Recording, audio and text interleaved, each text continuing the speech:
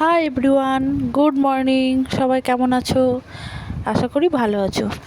তো এই দুদিন আমি ভীষণই ব্যস্ত ছিলাম। তো যাই হোক, এই ভিডিওটা হচ্ছে মঙ্গলবার সকালের ভিডিও।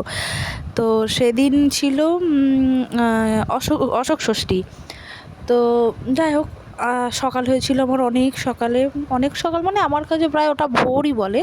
ওই 5:45 নাগাদ ঘুম ভেঙেছিল। তো ঘুম থেকে উঠেই বাসি যা কাজ ছিল সব করে নিয়েছিলাম, কিন্তু বাসন আগের দিন রাতেই মেজে রেখেছিলাম, তাই বাসনটা আর মাজতে হয়নি।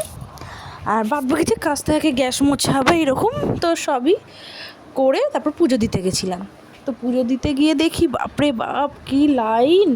প্রায় 1-1.5 ঘন্টা পুজো দিতে সময় লেগেছিল। তো তাও অঞ্জলি দিতে পারিনি, মানে অঞ্জলি দিলে মনে হয় আরও দেরি হয়ে যেত, কারণ এদিকে যেহেতু আমার তাড়া থাকে, তাই আমি আর অঞ্জলিটা দিতে পারিনি। আমি বলে নয়, অনেকজনই আছে যে অঞ্জলি দেয়নি, বাড়ি চলে এসছে, মানে পুজো দিয়ে তারপর বাড়ি চলে এসছে।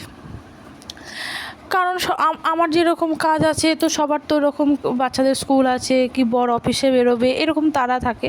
তো যাই হোক, পুজো দিয়ে বাড়ি ফিরে তখন ওই 9টা মতো বাজে।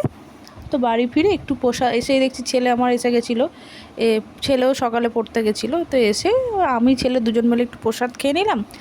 প্রসাদ খেয়ে তারপর একটু জল খেয়ে তারপর বসিয়ে দিয়েছিলাম রান্না, কারণ টিফিনে নিয়ে যেতে হবে। তারপর আমি তো আর সারাদিন ভাত খেতে পারবো না, টিফিনেও সকালেও খাবো। তো ওই জন্য করেছিলাম, একটু আটাই মেখেছিলাম, আটার একটু পরোটা করেছিলাম, আর করেছিলাম একটু আলু চচ্চড়ি।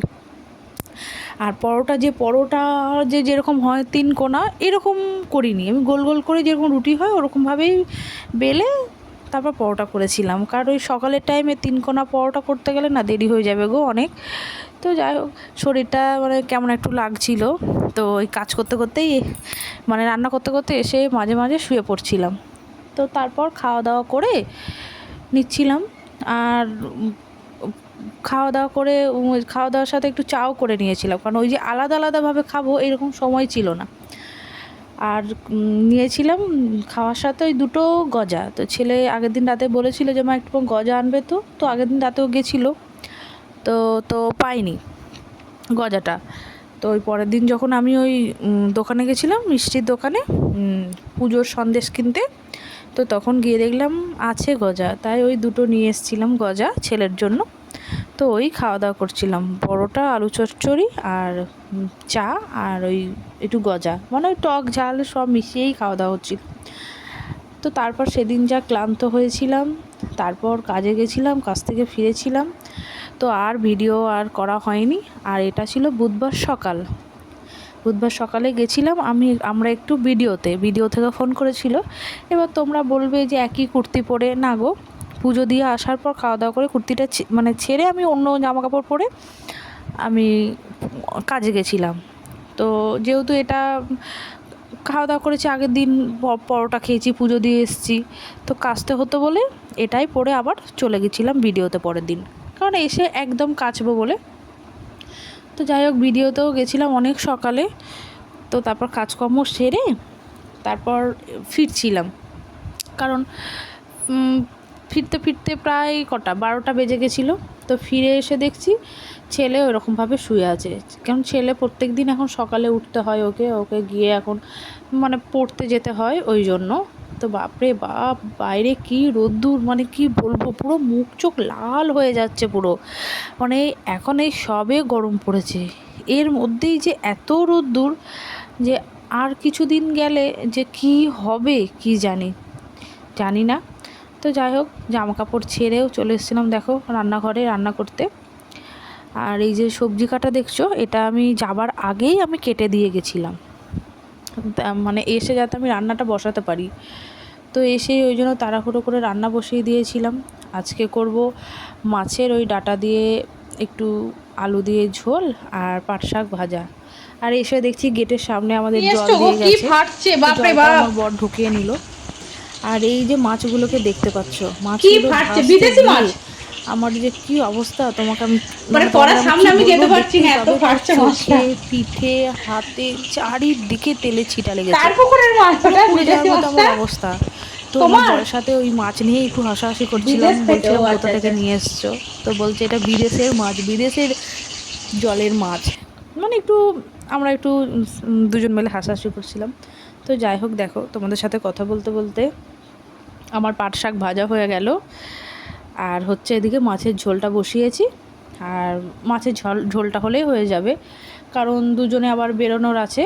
দেখতেই পাচ্ছ তো কেমন হয়েছে পুরো, মানে ওটা আমার আজকে আজকে পর্যন্ত মানে লাল হয়নি, পুরো কালো হয়ে গেছে সেই জায়গাটা, পুরো ফোসকা পড়ার মতো হয়ে গেছে চোখের ওপরটা আমার। যাই হোক, চলো মাছের ঝোলটা কীরকমভাবে করেছি বলি, দাঁড়াও। মাছের ঝোলটা প্লেন একদম, কি আদা রসুন কিছু দিইনি, একটু পেঁয়াজ দিয়েছিলাম, একটু জিরে গুঁড়ো, হলুদ গুঁড়ো, লঙ্কা গুঁড়ো, ধনে গুঁড়ো দিয়েই মাছের ঝোলটা করেছিলাম। কিন্তু বিশ্বাস করো, খেতে মাছের ঝোলটা যা হয়েছিল না, মানে সুন্দর, মানে অসাধারণ যাকে বলে। তো এই রান্না হয়েছিল আজকে। তো রান্না বান্না করে তারপর ঘরের কাজকর্ম দুজন মিলে সেরে রেডি হয়ে গেছিলাম আবার, কারণ আমাদের তো নিজের নিজের কাজে তো বেরোতেই হবে বলো। তো রেডি হয়ে দুজন দুদিকে বেরিয়ে গেছিলাম। তো আমার বর তো চলে গেল আমার বরের মতো কাজে, আর আমাকে স্টেশনে নামিয়ে দিল বাইকে করে, যেহেতু আমরা বেরিয়েছিলাম। তো তারপরে গিয়ে দেখছি অর্ধেক রাস্তায় ট্রেন আটকে গেছে, এমনি লেট, এমনি হাফবেলা যাচ্ছি, তারপরেও গিয়ে দেখছি অর্ধেক রাস্তায় ট্রেন দাঁড়িয়ে। তো কোনো রকমে গিয়ে পৌঁছেছি। ট্রেন থেকে নেমে পুরো আমি পাগল, মানে এত রোদ্দুর, মানে ধারণার বাইরে। আর রাস্তায় যেতে যেতে গিয়ে দেখছি একটা তরমুজের পুরো একটা লরি দাঁড়িয়ে আছে, দেখে মনে হচ্ছে দু বগলে নিয়ে দৌড়ায়। ওই তরমুজ কেটে ফ্রিজে রেখে দেওয়ার পর যে ঠান্ডা হয়, ঠান্ডার পর যে খেতে যা লাগে না, মানে হেভি লাগে। মানে আমরা যখনই তরমুজ কিনে নিয়ে আসি তখনই আমরা মানে ফ্রিজে রেখেই খাই। একবার এদিকে একবার ওদিকে, মানে আর পারছি না, মানে এই করে কিছুক্ষণ তারপর আগে আবার বাড়ি এসে ফিরে গেছিলাম। রান্না বান্না করেছি, রান্না বান্না করে বসে আছি। তারপর বর ছেলে সব আসলে খাওয়া দাওয়া করবো। ছেলে গেছে পড়তে, আর বর তো কাজে গেছে, ওর কাজে এখনো আসেনি। সকাল থেকে চলছে, মানে আর ভালো লাগছে না। আর আজকে যে কি পরিমাণে রোদ্দুর ছিল, পুরো কাজে গেছি, আমিও যখন বেরিয়েছিলাম, আমিও যখন কাজে গেছি, পুরো মুখ চোখ লাল। যখন কাজে ঢুকছি সবাই বলছে যে অত তো মুখ পুরো লাল হয়ে গেছে। হ্যাঁ, ভীষণ রোদ্দুর ছিল আজকে, ভীষণ রোদ্দুর। আর ভিডিওটা বাড়াচ্ছি না, তো এই শুরু, সবাই ভালো থেকো, সুস্থ থেকো। এখনো অনেক বাকি আছে, পর্যন্তই রোদ্দুর অনেক বাকি।